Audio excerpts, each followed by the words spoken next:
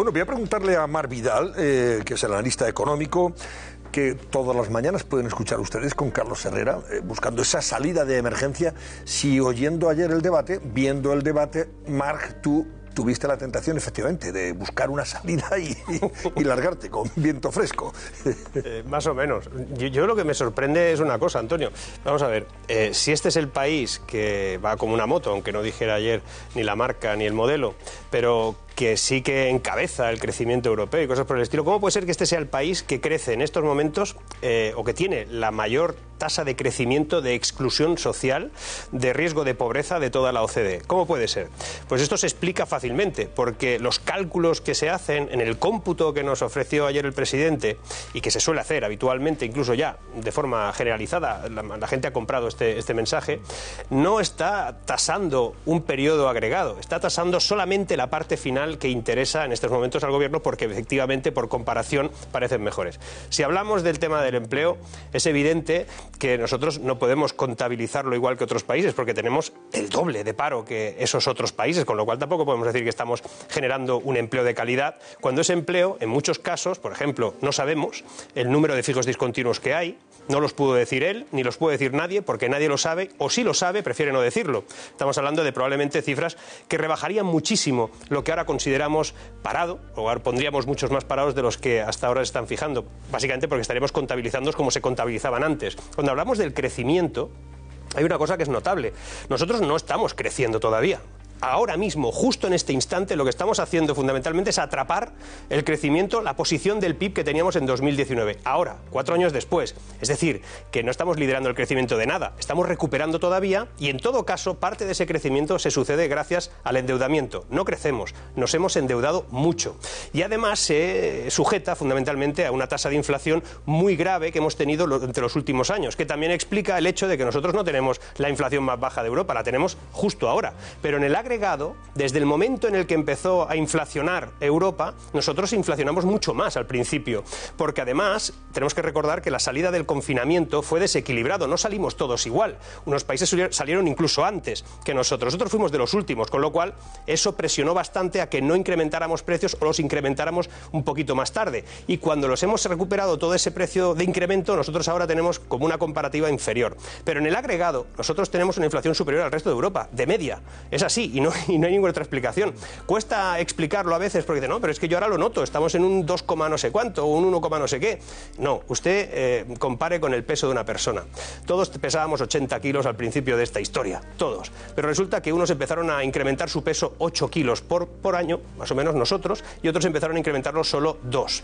Resulta que esos que solo incrementaron 2, ahora son los que incrementan 8, y nosotros incrementamos 2. Seguimos estando más gordos que ellos, claro, pero ya nadie es capaz de explicarlo así, y eso es lo que me sorprende. Claro, por eso te pregunto, Marc, porque, bueno, la inflación, por ejemplo, un dato que negó Sánchez, le aclaró o intentó aclararle Feijóo, él lo negó, pero la realidad es que España, cuando se declara la guerra cuando Rusia invadió Ucrania, la inflación en España estaba ya en torno al 8%, si no recuerdo mal. Sí, 8%. Es un dato objetivo, o sea que ya habíamos generado aquí un problema de precios notable en este país. Claro, él justificaba todo en el tema de la guerra, la crisis energética, posterior, etcétera, etcétera.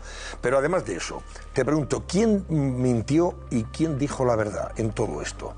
Claro, viéndoles, dice, uno ve la botella medio llena o casi llena y el otro la veía medio vacía o prácticamente vacía del todo. Mira, en economía, como en todo en la vida, al final puedes utilizar el mismo concepto pero generado a partir de diferentes cómputos, ¿no? Y en el caso de la economía es algo que se puede hacer de forma muy sencilla. Cuando hablamos, por ejemplo, del número de creación de empleo o quién ha creado más empleo, pues bueno, el gobierno utiliza el punto más malo que hubo en el momento de la crisis de los confinamientos y la pandemia, la crisis sanitaria. Entonces, a partir de ahí, claro, si coges todo eso, has creado más que nadie.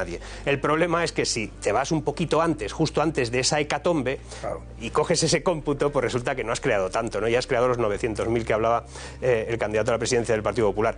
Pero de todos modos, ambos hicieron un juego que se suele hacer en política y que, como no puedes tampoco entrar en los términos concretos y demostrar una cosa u otra y al final pasas de tema, porque ayer fue así, ¿no? Cuando acaba una cosa empezaba otro tema, pues y además se hablaban el uno encima del otro, era muy difícil. La cuestión es que técnicamente no acabaron de mentir los dos, lo único que hicieron realmente fue utilizar la parte del dato que les era más interesante.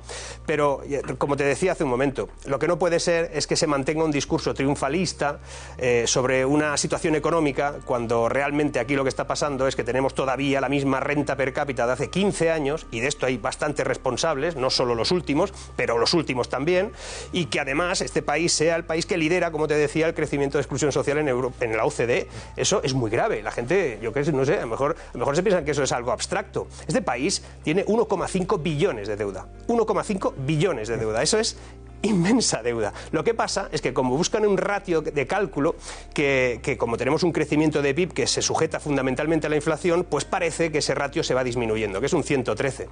La verdad es que meterle 350.000 millones a la deuda pública en tan poco periodo, cuando has tenido más ingresos que nunca, le has metido 44.000 millones de ingresos extras por impuestos a los españoles, cuando les has subido 54 impuestos si asumimos y sumamos ahí las cotizaciones sociales, cuando has estado castigando al sector productivo y cuando además, encima, resulta que ese empleo que dices que has generado se basa en que el 55% de ese empleo generado es empleo público y que aquí no pasa nada, pues claro, uno se sorprende de que la gente considere que la deuda no va con ellos, y la deuda va con ellos porque el día que vayan a la escuela y no haya profesor sustituto, o cuando vayan a sanidad y no haya médicos suficientes, entonces saldrán a la calle a protestar y le protestarán al gobierno que haya. Pero resulta que la culpa la tendrá que la tercera partida de los presupuestos generales del Estado de este país cada año son los intereses de la deuda. Ahora son 33.000 millones. El año que viene serán 44.000 millones. Cuando sean 44.000 millones, serán 11.000 millones menos disponibles para esas cosas. Y así sucesivamente. Y atención, porque vendrá un día en que todo eso se montará encima de la imposibilidad de sujetar un sistema de pensiones que empieza a temblar. Esa es la realidad. O sea, que nos endeudemos y no pasa nada. Ese fue un asunto también que salió en el debate, y es el momento en el que Feijóo le echa en cara precisamente a Sánchez cómo la deuda se incrementa de una forma estratosférica hasta el punto de que él habló de 200 millones de euros diarios los que paga el Estado en intereses por el dinero que nos prestan para ir abonando esa deuda. Dinero, estamos endeudados y esa deuda genera unos intereses. Bueno, 200 millones diarios, que si lo multiplicamos por los 365 días del año estaríamos hablando de más de 60.000 millones al año, que vamos a pagar en intereses, que tenemos que detraer de otras partidas. 60.000 millones que pueden ir perfectamente a sanidad, educación, en fin, fíjate las cosas que se pueden hacer con 60.000 millones de euros. Y si le sumamos a la deuda pública que tiene el Estado, le sumamos las deudas que tienen las administraciones públicas, entre ellas, ¿no?, que también se deben entre ellas, nos vamos a 2 billones. Bien, no pasa nada. Pero es que además, cuando hablamos de lo que supone esa deuda, es que esa deuda se impone normalmente a un sector que es improductivo. Acaba en el propio sistema de la administración. Y la gente no sabe, o no se suele explicar, o es difícil de entender, que la deuda pública aplicada siempre al gasto de la administración, lo que erosiona es al sector productivo, porque se encuentra con una competitividad inadecuada, a veces desleal desde de la propia administración, y lo único que puede hacer el sector privado, en este caso el sector productivo, es retraerse, deja de invertir, deja de contratar. Todo esto es una rueda, y al final el que haya más deuda, lo que significa fundamentalmente, después de todo lo que nos ha caído desde Europa, desde los impuestos, desde todo lo que ya venía incrementado de antes, después todo eso lo único que significa es que tienes un país que es poco competitivo, es poco productivo, no puedes subir los salarios, te sujeta toda la economía un sector, en este caso el turístico, que no puede mejorar sus salarios porque no tiene una productividad alta, se basa en lo que se basa y no puede hacerlo de otro modo. Y cuando tú todo eso lo sustentas y lo cimentas en ese modelo productivo, cualquier estornudo que haya en el mundo nos lo vamos a comer.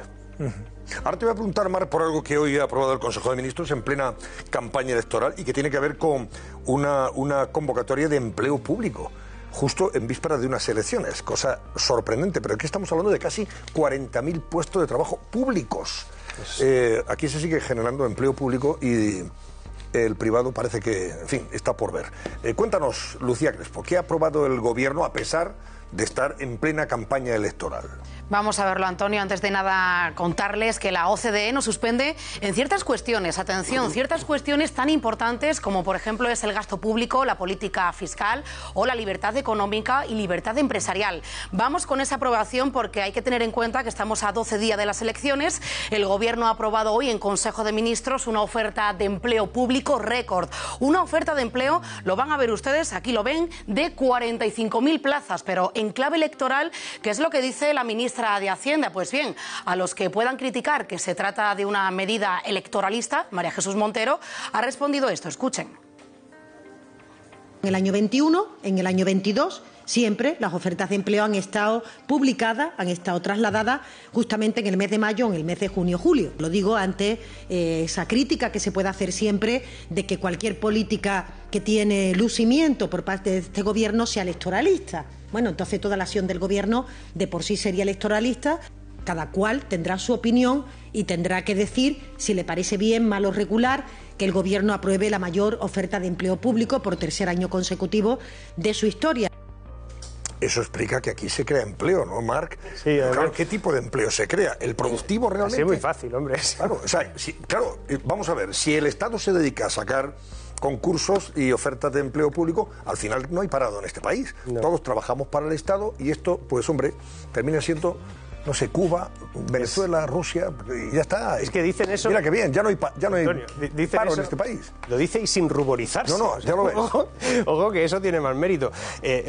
A ver, la creación de empleo público en este país ya empieza a ser un poco, incluso de aurora boreal. O sea, nosotros hemos incrementado el peso de la administración pública en el ámbito laboral como ningún país de Europa. O sea, hay países que son el doble de grandes que nosotros, que son bastante más eficientes y que tienen la mitad de funcionarios o empleados públicos en este caso, ¿no? Pero es que además, cuando hablan de empleo, porque así es muy fácil generar empleo, es decir, tú vas generando empleo público y además tienes otra fórmula, y es que contabilizas como empleo, como ocupado, a alguien que trabaja pocas horas. Y eso es muy fácil de medir, porque ¿cómo puede ser que en este país el cómputo total de las horas que se trabajan por todos los trabajadores ahora, que son muchos más trabajadores según el Gobierno, sea menos horas que cuando había 1 millón menos de trabajadores? ¿Cómo puede ser? Pues porque muchísima gente no está trabajando todo lo que quisiera, porque no hay trabajo para todos o porque no se ha creado un empleo de calidad. Además, es muy preocupante en ese sentido que se defienda algo que dice, por ejemplo, la OCDE. La OCDE ha sacado un informe que dice que España tiene una mejora de su sistema laboral gracias a la reforma laboral. Yo no sé quién hay en la OCDE ahora mismo haciendo esos documentos o de dónde se los saca, pero la OCDE debería de analizar exactamente esos datos que acabo de dar, pero también algunos, como por ejemplo que en España hay 170.000 vacantes de empleo todavía porque no hay manera de cruzar la calidad del empleo con la calidad de las personas que podrían trabajar en ellos. No las tenemos esas personas o no tenemos la disponibilidad de generar ese empleo. Y además, en este país faltan 200.000 empleos tecnológicos. ¿De qué empleo de calidad hablan? ¿De qué mejora laboral habla la OCDE? En la OCDE debe haber gente, oye, que también hacen vacaciones en algunas fechas.